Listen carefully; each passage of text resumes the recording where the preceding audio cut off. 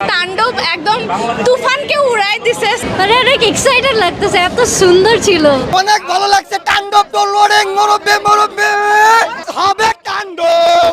বাংলাদেশে তেমন কোনো নায়িকাই আমি দেখি না এখন। খুব জোস জোস।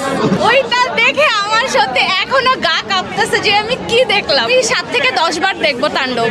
এই মুহূর্তে তাণ্ডব সিনেমাটি দেখে বের হচ্ছেন দর্শকরা, আমরা জানার চেষ্টা করবো তাদের একটু মতামত নেব। খুবই ভালো, খুবই ভালো। ভিন্নতা কি পেয়েছেন? হ্যাঁ, তামিল মুভির পুরো ভাইব পাইছে।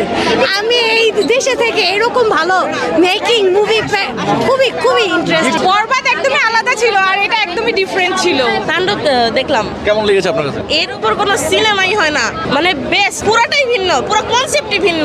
অসাধারণ অসাধারণ ছিল। একটা গান ছিল লেচুর বাগানে, এটা যদি লেচুর বাগান হইতো আর সুন্দর হইতো। জোস জোস জোস। শাকিব খানের অভিনয় বেস্ট, বাট আমার একটা কোশ্চেন, সেটা হচ্ছে রায়ান রাফি ভাই এর আগেও তুফান বানানোর পর বলছে তুফান 2 আসবে, দেন তারপর তাণ্ডব বানাইলো, এখন বলতেছে তাণ্ডব 2 আসবে। এগুলো কবে আসবে ভাই? নতুন জুটি হিসাবে সাবিলার কেমন ছিল? ভালো, এত ভালো।